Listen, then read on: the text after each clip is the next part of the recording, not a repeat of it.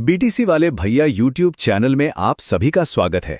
आज हम बात करेंगे भारतीय राजनीति के एक ऐसे चेहरे की जिनके बारे में सच कहूं तो हर कोई जानना चाहता है। जी हां, राहुल गांधी। तो चलिए उनकी पूरी कहानी को समझते हैं। तो चलिए शुरुआत करते हैं उनके परिवार और शुरुआती जिंदगी से। आखिर कहानी की नींव तो यहीं से रखी गई थी, है ना? तो उनका जन्म हुआ 19 जून 1970 को। और परिवार, अरे नेहरू गांधी परिवार, मतलब राजनीतिक रूप से कितना प्रभावशाली परिवार है ये तो हम सब जानते हैं।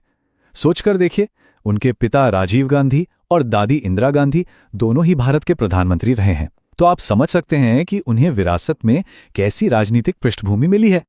अच्छा, पढ़ाई की बात करें तो शुरुआती पढ़ाई तो दिल्ली के सेंट कोलंबस स्कूल से हुई, लेकिन फिर वो आगे की पढ़ाई के लिए चले गए अमेरिका। और वहां भी कोई छोटे मोटे कॉलेज नहीं, बल्कि हार्वर्ड यूनिवर्सिटी और रॉलिंस कॉलेज जैसे बड़े नाम, जहां से उन्होंने अपनी बीए की डिग्री ली। और हाँ, एक बड़ी दिलचस्प बात है यहाँ पर, सुरक्षा कारणों से, मतलब सिक्योरिटी रीजंस की वजह से उन्हें अपनी पढ़ाई के दौरान कई बार अपना नाम बदलना पड़ा। सोचिए, उनका बचपन और शुरुआती जीवन कितना अलग और चुनौतियों से भरा रहा होगा। तो ऐसी अनोखी पृष्ठभूमि के साथ अब सवाल ये उठता है कि उन्होंने पॉलिटिक्स में अपना पहला कदम कैसे और कब रखा। चलिए देखते हैं। वो साल था 2004। जी हां, यही वो साल था जब उन्होंने ऑफिशियली, मतलब आधिकारिक तौर पर एक्टिव पॉलिटिक्स में एंट्री की, और ये उनके पब्लिक लाइफ का एक बहुत बड़ा टर्निंग पॉइंट साबित हुआ। सबसे पहले वो सांसद बने अमेठी से, और एक बार नहीं 3 बार। अमेठी को तो उनके परिवार का गढ़ माना जाता था, है ना? लेकिन फिर 2019 में एक बदलाव आया और वो केरल के वायनाड से सांसद चुने गए। तो ये तो हुई सांसद के तौर पर उनकी कहानी। अब जरा देखते हैं कि कांग्रेस पार्टी के अंदर उनका सफर कैसा रहा, क्योंकि असली राजनीतिक पहचान तो वहीं बनी। पार्टी में उनका कद धीरे धीरे बढ़ा। देखिए, 2007 में वो बने पार्टी के महासचिव, फिर 2013 में उपाध्यक्ष, और आखिर में 2017 में वो पार्टी के सबसे बड़े पद यानी भारतीय राष्ट्रीय कांग्रेस के अध्यक्ष बने।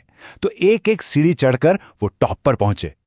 लेकिन फिर आया 2019 का लोकसभा चुनाव, और नतीजों के बाद एक बहुत बड़ा फैसला लिया गया। उन्होंने अध्यक्ष पद से इस्तीफा दे दिया। ये ना सिर्फ पार्टी के लिए बल्कि खुद उनके राजनीतिक करियर के लिए भी एक बहुत ही अहम मोड़ था। अब बात करते हैं उनके पॉलिटिकल करियर की एक बहुत ही हालिया और शायद सबसे बड़ी घटना की, भारत जोड़ो यात्रा। इस यात्रा ने तो वाकई पूरे देश का ध्यान खींचा और उनकी इमेज को एक नया ही रूप दे दिया। तो सवाल ये है कि आखिर इस इतनी लंबी पदयात्रा का मकसद क्या था? मतलब कोई नेता पूरे देश में पैदल क्यों चलेगा? इसके पीछे की वजह क्या थी?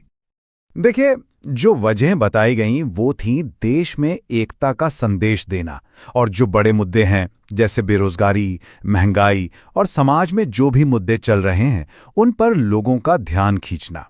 मतलब मकसद था इन जरूरी बातों को नेशनल लेवल पर उठाना और सीधे जनता से कनेक्ट करना। और ये यात्रा छोटी मोटी नहीं थी। कन्याकुमारी से लेकर कश्मीर तक पूरा देश नाप दिया। इस यात्रा पर चर्चा भी खूब हुई। सही मायनों में कहें तो ये सिर्फ एक पॉलिटिकल टूर नहीं था, बल्कि उनके करियर का एक डिफाइनिंग चैप्टर, एक बहुत बड़ा अध्याय बन गया। चलिए अब आखिर में एक नज़र डालते हैं उनकी विचारधारा, उनसे जुड़े विवादों और भारतीय राजनीति में उनके योगदान पर। इससे हमें उनकी एक पूरी तस्वीर समझने में मदद मिलेगी। यहाँ हमें 2 पहलू देखने को मिलते हैं। एक तरफ तो उनकी विचारधारा है जो लोकतंत्र, संविधान और सामाजिक न्याय पर जोर देती है। वो युवाओं, किसानों और मजदूरों के मुद्दे उठाते हैं और अपनी सादगी के लिए भी जाने जाते हैं। वहीं दूसरी तरफ विवाद भी हैं। कई बार अपने बयानों को लेकर वो विवादों में रहे हैं, और राजनीतिक विरोधी तो आलोचना करते ही हैं। लेकिन इन सब के बावजूद एक मजबूत विपक्षी नेता के तौर पर उनकी पहचान बनी है। अगर उनकी पर्सनल लाइफ की बात करें तो वो अविवाहित हैं। उन्हें स्पोर्ट्स, फिटनेस और ट्रेकिंग का काफ़ी शौक है। और हाँ, वो हिंदी और अंग्रेजी दोनों ही भाषाएं बहुत अच्छी तरह से बोलते हैं। तो कुल मिलाकर अगर उनके योगदान की बात करें तो कुछ खास बातें सामने आती हैं, जैसे युवा राजनीति को बढ़ावा देना, विपक्ष की एक मजबूत आवाज बनना, सामाजिक और आर्थिक मुद्दों पर फोकस रखना और लोकतांत्रिक मूल्यों की वकालत करना। ये उनके पॉलिटिकल करियर के कुछ मुख्य पिलर्स हैं।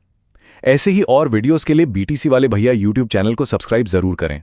मिलते हैं अगले वीडियो में, तब तक के लिए टाटा बाय, नमस्कार।